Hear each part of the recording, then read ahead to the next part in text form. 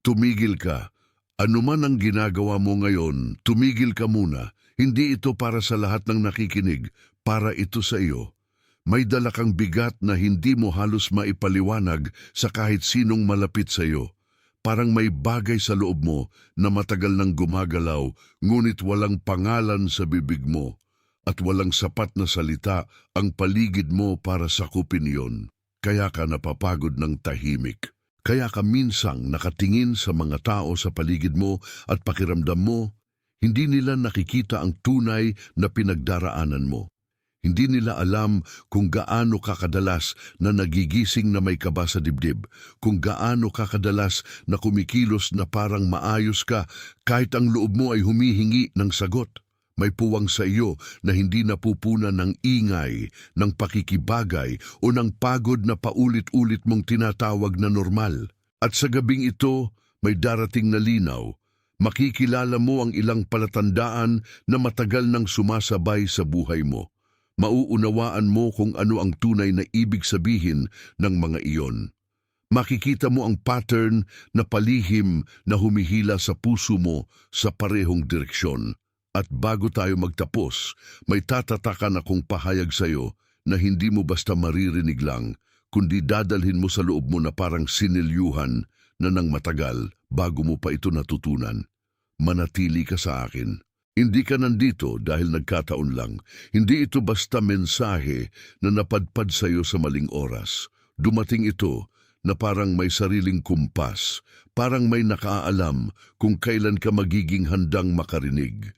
Sa ganitong oras, sa ganitong pagod, sa ganitong katahimikan sa loob mo, may mga bagay na mas malinaw marinig kaysa sa karaniwang araw. At isa ka sa mga taong nararapat makarinig nito ngayon. Kaya makinig ka ng mabuti. Sa dulo nito, makikilala mo ang mga senyales na akala mo ay istorbo lang, ngunit pala'y paanyaya. Mauunawaan mo kung bakit may mga relasyon, usapan at dating sigla na biglang lumamig sa paningin mo. Makikita mo kung bakit may mga gabi na tila may nagising na bahagi ng puso mo habang ang katawan mo ay Pansin, kailangan mong maghanda ngayon. Naghanda ako ng eksklusibong material para sa mga nararamdamang inihiwalay para sa mas dakilang layunin, ngunit nabubuhay na napapaligiran ng ingay, mga abala at mental overload. Ito ay isang 32 araw na paglalakbay na magbabago sa iyong buhay. Isang ginagabayang landas upang protektahan ang iyong isipan at maghanda sa darating na may pang-araw-araw na pagsasanay sa focus, limitasyon at disiplina. Itigil mo na ang pakikipag-usap sa ingay. Matutunan mong tukuyin ang mga abala bago kanila kontrolin at palakasin ang iyong isipan. Available din sa immersive audio version.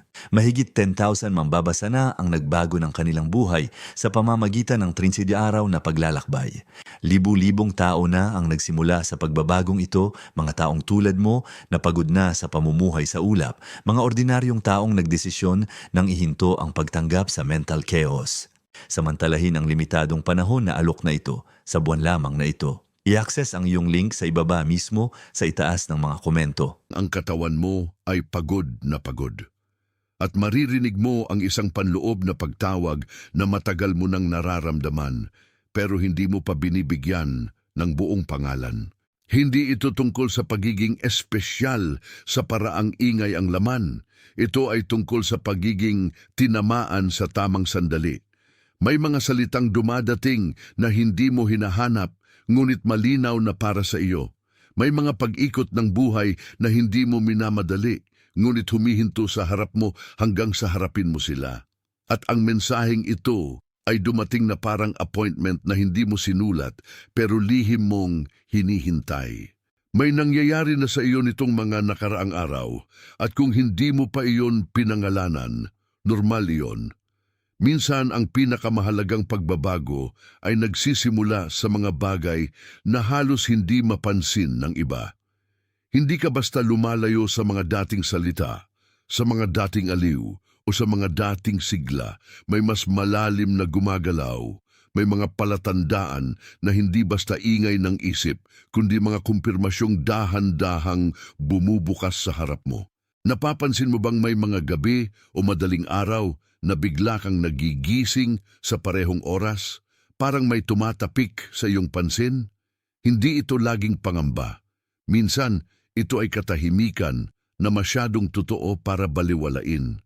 Nariyan ka sa dilim, gising ang dibdib mo, at alam mo na naman na hindi ka basta iniistorbo ng isip mo. May pakiramdam kang may kumakatok sa loob mo ng banayad, ngunit paulit-ulit, na para bang may bahagi ng buhay mo na ayaw nang matulog sa lumang antas. Napapansin mo rin ba ang biglang pagdaloy ng emosyon na walang malinaw na dahilan? Isang sandali, kaya mo ang lahat. Sa susunod, may bigat na hindi mo maipaliwanag, may luhang halos lumabas, ngunit hindi mo alam kung saan ito nanggaling. Akala mo dati pagkasensitibo lang iyon o pagod lang ng katawan, pero sa mas malalim na pagtingin, para itong paglilipat ng loob, para bang may lumang laman na hindi na kayang dalhin ng kasalukuyang ikaw. Ang biglaang pagluha mo ay hindi laging kahinaan. Minsan, ito ang anyo ng paglilinis na hindi kayang ipaliwanag ng salita. At may isa pang palatandaan, may mga pag-uusap, alok, o dating pangako na dati ay mabigat ang dating, pero ngayon ay tila walang laman na. Hindi ka naman basta naging malamig, hindi ka naging masama, pero may nakita ka ng hindi mo dati nakikita. May mga pahayag na noon ay sapat, ngayon ay parang manipis na. May mga dating koneksyon na hindi mo hinahamak, ngunit hindi na tumutugon sa lalim na hinahanap ng kaluluwa mo. Kapag ang loob mo ay nagsimulang umiwas sa mababaw, hindi iyon kawalan, iyon ay paglinis ng paningin. At mapapansin mo rin ang mga pag-uulit na tila masyadong eksakto para ipagwalang bahala. Mga bilang na paulit-ulit na lumilitaw. Mga pangalan o simbolong parang sumusunod sa iyo sa iba't ibang lugar. Mga maliit na pagkakatugma na kapag pinagsama-sama mo, may sinasabi. Hindi ka sinusubukan ng buhay na lituhin. Minsan ang buhay ay marahang kumikislap para malaman mong may direksyon ang iyong pansin. Kapag ang mundo ay nagsimulang magpakita ng parehong anyo sa iba't ibang anyo, may mensaheng gustong lumapit. Ngayon pakinggan mo ito ng dahan-dahan. Ang mga palatandaang iyon ay hindi problema na kailangan mong takasan. Mga kumpirmasyon ang mga iyon. Ang paggising sa parehong oras ay maaring paanyaya, hindi istorbo. Ang biglaang emosyon ay maaaring pag-aayos, hindi pagkasira. Ang paglayo mo sa mga lumang usapan ay maaaring pagkakatugma, hindi pagkakahiwalay. At ang mga paulit-ulit na tanda sa paligid mo ay maaaring pagpapatibay na hindi ka nawawala, kundi hinahatid sa mas tumpak na landas. Huminga ka muna kasama ko. Huwag mong ipilit ang lahat ng kahulugan ngayon. Hayaan mong dumausdos ang mga salitang ito sa bahagi mo na matagal nang naghihintay marinig na hindi ka baliw, hindi ka sirang-sira, hindi ka basta lumalabis. May mga bagay na lumalabas muna bilang senyales bago sila maging malinaw na direksyon. Kung kahit isa sa mga ito ay tumama sa iyo, kung may bahagi mo na tahimik na tumango sa loob habang binabasa mo ito, i-type mo ang bilang 888 sa mga komento. Ang mga daliring magta-type niyan ay ang pinakaunang simpleng pagsang-ayon ng iyong espiritu. Ito ang pinaka-small ngunit tunay na pagpayag. I-type mo ang 888 tapos bumalik ka agad sa akin. At may mas malalim pa kaysa sa mga senyales na yon. Dahil hindi lamang basta nagkakaroon ng mga palatandaan ang buhay mo. May pattern na gumagalaw sa ilalim ng lahat ng iyon. At kapag nakita mo ang pattern, masisimulan mong maunawaan kung bakit paulit-ulit ang pakiramdam na parang may hinahabol kang hindi mo maabot. Sa ilalim ng mga senyal na iyon, iisang ugali ang paulit-ulit na gumagalaw sa iyo. Para kang matagal nang humihila sa lubid na wala na palang nakakabit sa kabilang dulo. Para kang patuloy na nagbubuhos ng lakas sa isang pintong matagal nang hindi nakaayon sa laki ng pag-asa mo. Iyon ang pattern. Hindi ka tamad, hindi ka kulang. Ngunit minsan, ang puso mo ay masipag sa maling pinto at ang pagod mo ay nagmumukhang kabanalan kahit ang totoo, inuulit mo lamang ang lumang paraan ng pag-abot. Iyan ang dahilan kung bakit may mga panahon na kahit anong sipag mo parang wala kang mahagilap na bunga. Hindi dahil wala kang kakayahan, hindi dahil hindi ka mahalaga, kundi dahil may bahagi sa iyo na natutong ang magtiis ay kapalit ng pagiging tapat at ang magpursige ay kapalit ng pagiging karapat-dapat. Kaya ka nakakabit sa mga bagay na matagal nang hindi sumasagot. Kaya ka natutong maghintay sa mga silid na matagal nang walang tao sa loob. Ang pattern ay hindi simpleng pag-uugali. Ito ay lumang tugon sa isang lumang sugat. Minsan ang pattern na ito ay lumalabas bilang sobrang pag-oobserba sa sarili. Tinitingnan mo ang bawat galaw mo, bawat salitang binitiwan mo, bawat pagbabagong hindi mo pa maipaliwanag. Minsan lumalabas ito bilang sobrang pagdadala ng lahat sa balikat mo na para bang kung hindi ikaw ang mag-aayos, walang aayos. Minsan naman, lumalabas ito bilang pagkapit sa mga pamilyar kahit alam mong hindi ka na nito pinapadalisay. At sa likod ng lahat ng iyon, pareho lang ang bulong. Huwag kang bumitaw kahit hindi ka na inaalalayan ng dati mong lakas. Ngunit hindi ito hatol sa iyo. Hindi ito katibayan na mali ka. Ito ay larawan lamang ng isang paraan ng pamumuhay na matagal mong minana, matagal mong nasanay, at matagal mong inakala na iyon ng normal. May mga taong natutong umakyat kahit walang hagdan. May mga taong natutong magpakatatag kahit walang sumasalo. At kapag ikaw ay isa sa kanila, ang sobrang pagod mo ay hindi patunay ng kahinaan. Patunay ito ng matagal na survival. Kaya kung minsan ay nasasaktan ka sa hindi mo pag-uunawa sa sarili mo, dalhin mo rin ang pag-unawang ito. Hindi ka sinisira ng katotohanan. Inaalis ka nito sa maling paraan ng pagdadala. Ang sakit na nararamdaman mo sa pattern na ito ay hindi laging parusa. Minsan, ito ay pagsisimulang maramdaman ang bigat ng mga bagay na matagal mong binuhat ng nakayuko. At may halaga ang makita iyon dahil kapag nakita mo ang pattern, humihina ang kapangyarihan nitong magpanggap na ikaw ito. Hindi ka ang pagod, hindi ka ang paulit-ulit na pagkakamali, hindi ka ang lumang tugon na lagi kang sinusubukang hilahin pabalik. Ikaw ang nakatingin na ngayon, ikaw ang nakakakita, at kapag nakita mo na, hindi ka naganap na bihag ng dati mong pag-ikot. Ngunit huwag ka munang tumigil doon dahil may mas sinaunang ugat pa sa ilalim nito. At yun ang bahagi na kailangang marinig mo ng may kabaitan, hindi may bigat. Sapagkat ang pattern mo ay may pinagmulan, hindi ito basta isinilang sa kahinaan mo. May nauna rito, may mas matandang paghubog. At para makita iyon, kailangan mong pumasok sa larawan ng isang lumang halaman na matagal nang nakatanim sa loob mo. Isipin mo ang sarili mo bilang isang punong tumubo sa isang bakuran na hindi mo unang pinili. Malakas ang katawan mo sa ibabaw, pero ang ugat mo ay hinubog sa ilalim ng lupa ng mga bagay na hindi mo nakita noon. May bakod, may anino, may lumang lupa na paulit-ulit na dinadaanan ng tubig.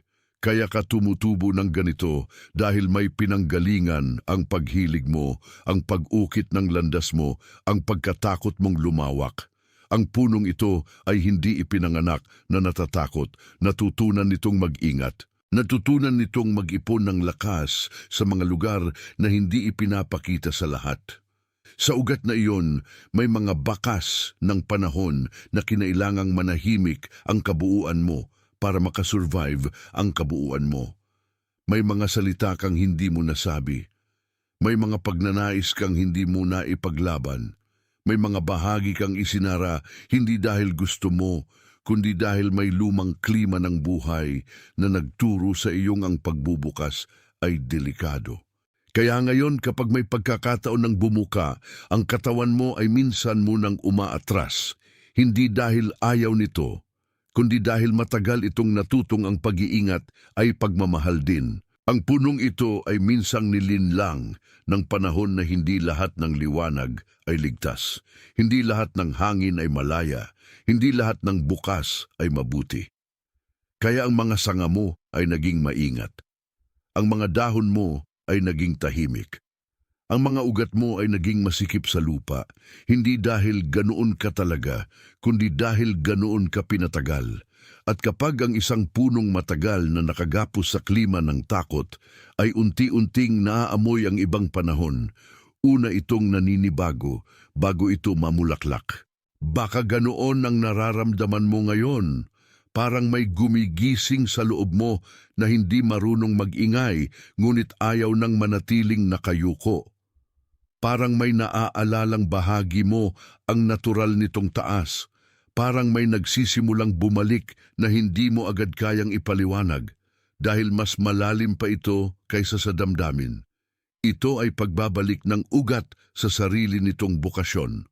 At ang pagbabalik na iyon ay hindi magaspang. Dahan-dahan itong kumakalas sa lumang lupa. Kung minsan, iyon ang dahilan kung bakit may kirot ka tuwing may hinihingi sa iyo ang buhay na mas totoo kaysa dati. Hindi dahil mahina ka, kundi dahil ang ugat mo ay natutong mabuhay sa anino at ngayon tinatawag na itong tumindig sa ibang liwanag. May mga punong kailangang maramdaman muna ang hangin ng mas malaya bago sila maniwalang maaari silang lumaki ng ganoon. Ganon ka rin. Ang dating katahimikan mo ay hindi permanente. Ito ay isang yugto ng pagbabalik. At kung may bahagi sa iyo na matagal na inakalang wala nang makakakita sa tunay mong kulay, pakinggan mo ang kasalukuyang sandali. Ang ugat na iyon ay hindi na mananatiling nakabaon sa takot habang buhay. May dumadaloy na ngayon mula sa ilalim. May nagaangat. May humihila sa iyo pabalik sa sarili mong orihinal na anyo.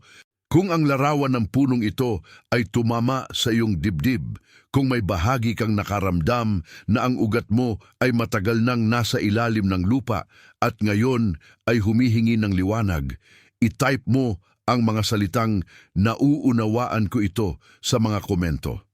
Hayaan mong ang pagkilalang iyon ang magtatak ng nakita mo. I-type mo ito tapos bumalik ka agad sa akin.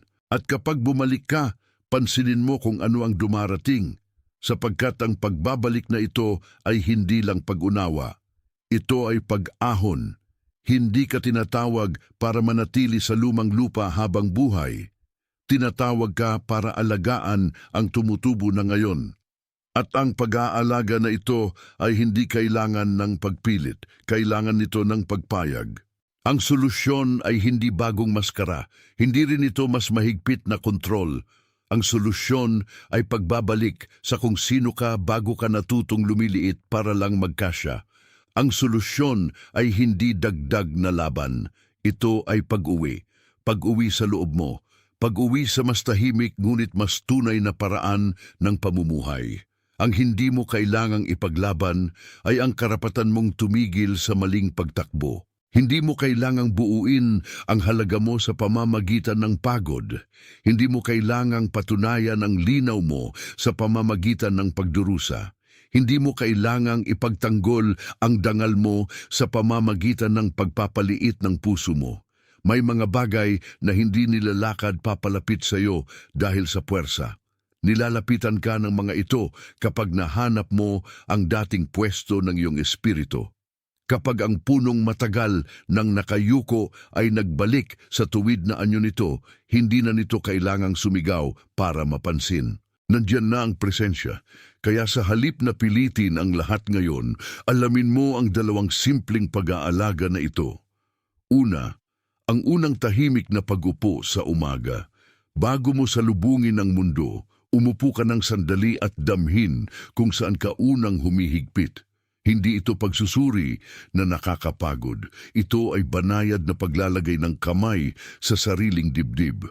Pangalawa, ang pagtatapos ng araw nang walang puwersang tapusin ang lahat ng nasa isip mo. Isara mo ang gabi sa isang maikling pagtalikod sa ingay na parabang sinasabi mo sa sarili mo na may panahon pa para sa lahat ng hindi pa tapos.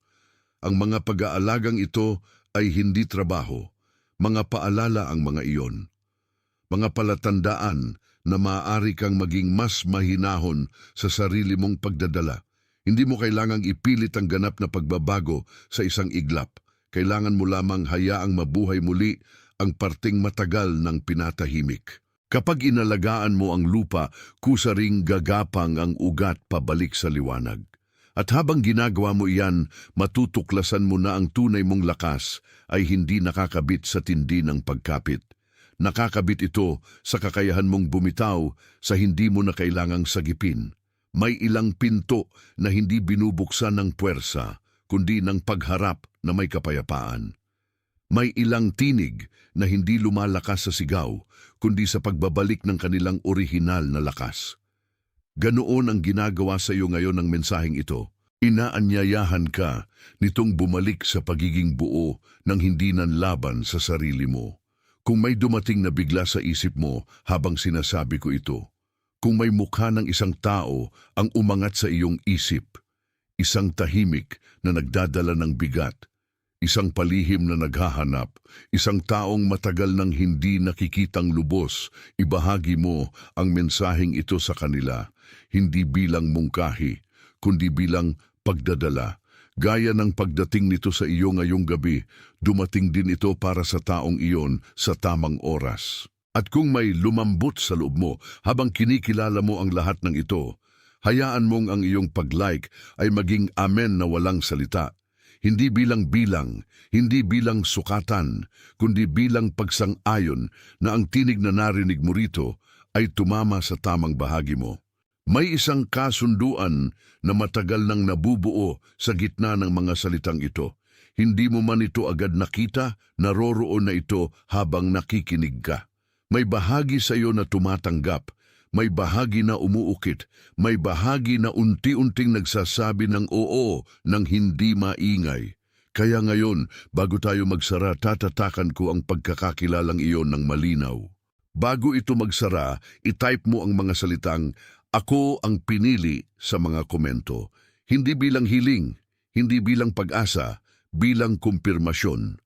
Ang kasunduang tahimik na nabubuo sa pagitan ng langit at ng pakikinig mo sa mga huling sandaling ito ay isang kasunduang mabubuhay ka mula rito sa buong panahong ito. I-type mo ito ng dahan-dahan. Hayaan mong ang mga daliri mo ang gumawa ng ginagawa na ng espiritu mo. Huminga ka kasama ko ngayon.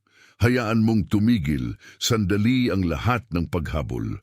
Hayaan mong bumaba ang bigat sa mga balikat mo. Hayaan mong maging totoo sa iyo ang sinabi, hindi lang sa isip mo, kundi sa pinakailalim ng pakiramdam mo. Hindi mo kailangang ipilit ang pagdating ng liwanag kapag malinaw na itong tumatama na sa iyo. Ikaw ay kinikilala, ikaw ay inaakyat, ikaw ay ibinabalik sa sarili mong lakas. Ikaw ay hindi na kailangang magmakaawa sa mga bagay na matagal nang hindi para sa iyo. Ikaw ay pinapauwi sa katotohanang matagal nang naghihintay sa iyo sa loob mo. Ikaw ay binubuksan sa paraang hindi ka binabasag. Ikaw ay minamahal sa gitna ng iyong pagod. Ikaw ay binabantayan sa gitna ng iyong katahimikan. Ikaw ay tinatawag hindi upang maligaw, kundi upang maalala. Ikaw ay itinutuwid ng may lambing, hindi may dahas. Ikaw ay dinadala sa mas malinaw na pwesto kaysa sa dati mong pinanggalingan. Sa mismong sandaling ito, sa iba't ibang dako ng mundo, may mga taong tumatanggap din ng parehong pagkilala. May mga pusong tahimik na bumubukas. May mga kaluluwang hindi maingay pero totoo ang pagtanggap. Bahagi ka ng isang bagay na hindi kailangang mag-ingay para maging tunay. At tunay ito dahil may dumating na tumama sa iyo ng eksakto sa oras na kailangan mo. Nasa iyo na ang pahayag. Nasa iyo na ang pagkilala. Nasa iyo na ang pagbabalik. At ngayon ang lahat ng ito ay nakasara na sa kapayapaan. Ito ay sinelyuhan na. Bago magsara ang gabi na ito sa iyo, may isang bagay pa akong kailangan mong marinig. Hindi ka inilagay sa linyang ito para lang makaalis ka sa isang sandali. Inilagay ka rito para makilala mo ang sarili mong bigat bilang daan, hindi bilang kulungan. Ang nakita mo ay totoo, ang naramdaman mo ay totoo, ang pagigting ng dibdib mo, ang biglang paglambot ng loob mo, ang hindi mo maipaliwanag na pagtingin sa mga lumang bagay na parang wala ng sigla, totoo rin iyon. Hindi ka nasisiraan ng direksyon, unti-unti ka lang binabalik sa direksyong matagal nang para sa iyo, kahit hindi mo agad yun nakikilala nung una. May mga taong matagal nang nabubuhay sa pagitan ng pagod at pananabik at ikaw ay isa roon. Kaya hindi ka madaling mapanatag sa mga salitang mababaw, kaya hindi ka basta nasisiyahan sa mga pangakong mabilis matunaw. May bahagi sa iyo na marunong na sa pagkakaiba ng tunog at katotohanan. At ang bahagi ring iyon ang unang nakarinig dito. Kaya huwag mong maliitin ang sandaling ito. Ang isang tahimik na pagtango sa loob mo ay mas mahalaga kaysa sa maraming salitang walang ugat.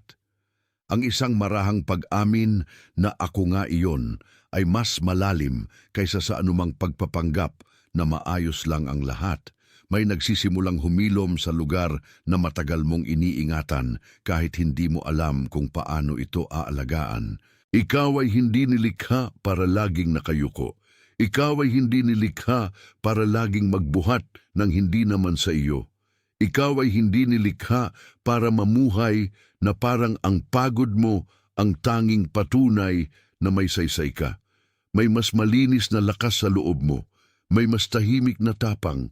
May mas totoo kang anyo kaysa sa anyong natutunan mong isuot para lang makatawid. At ngayon, pinapabalik ka doon. Hindi sa ingay, hindi sa pagmamadali, kundi sa panloob na pwesto kung saan hindi mo kailangang ipilit ang iyong halaga. Doon ka mas kilala kaysa sa kinilala ka ng takot. Doon ka mas buo kaysa sa paraan ng pagsira ng mundo sa iyong loob. Doon ka naghihintay sa sarili mo. Kaya kung may luha na gustong lumabas, huwag mo munang pigilan ng may hiya. Kung may katahimikan na gustong bumaba sa pagitan ng mga salita mo, hayaan mo muna ito. Kung may paghinga na kailangan mong palalimin, gawin mo. Ang ilang pagpapanumbalik ay hindi dumarating sa pamamagitan ng ingay ng isip. Dumarating ang mga iyon sa pamamagitan ng pahintulot. Pumayag ka na muling makaramdam ng hindi ka nagiging mahina.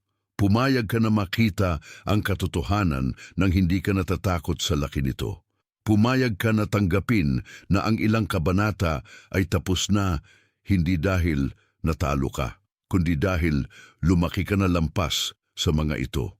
Iyan ang simula ng pag-uwi mo. At kung ngayon ay may pangalang hindi mo maipaliwanag na lumitaw sa isip mo, kung may taong biglang naalala mo na tahimik, pagod at matagal nang may dinadala na hindi napapansin ng karamihan, ibahagi mo sa kanila ang mensaheng ito, hindi bilang mungkahi, kundi bilang pagdadala. Minsan, ang tamang salita ay dumarating sa pamamagitan ng kamay ng isang taong nakarinig muna para sa iba. Kung ang puso mo ay nakatindig na ngayon sa isang mas malinaw na katahimikan, hayaan mong ang iyong like ay maging amen na walang salita.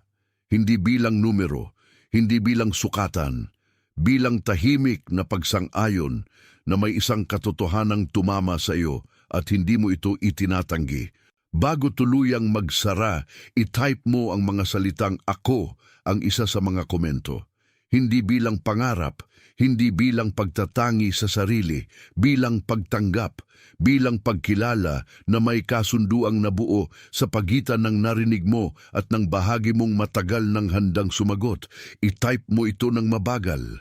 Hayaan mong ang mga daliri mo ang magpatotoo sa naramdaman ng loob mo. Ikaw ay kinikilala ngayon sa tahimik na paraan na matagal mong hinahanap.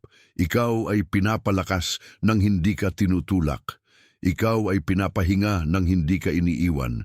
Ikaw ay binibigyan ng puwang para tumayo ng tuwid muli.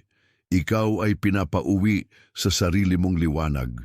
Ikaw ay ligtas sa presensyang hindi mo kailangang pagtrabahuhan. Ikaw ay minamahal sa anyong hindi mo kailangang kitain. Ikaw ay dinadala sa isang kapayapaang hindi nakasalalay sa pag-apruba ng iba. Ikaw ay itinataguyod mula sa loob at iyon ang mas matatag kaysa sa lahat ng panlabas na palakpak. Sa mismong sandaling ito, sa iba't ibang panig ng mundo, may mga pusong tumatanggap din ng parehong pagkilala. May mga taong walang ingay ngunit malinaw ang pagtanggap. May mga kaluluwang hindi magkakilala sa mukha pero magkakapatid sa pagdinig na ito. Bahagi ka ng isang bagay na hindi kailangang magpakilala ng malakas para maging tunay. At ang bagay na iyon ay may pangalan na kapayapaan. Ito ay sinilyuhan na.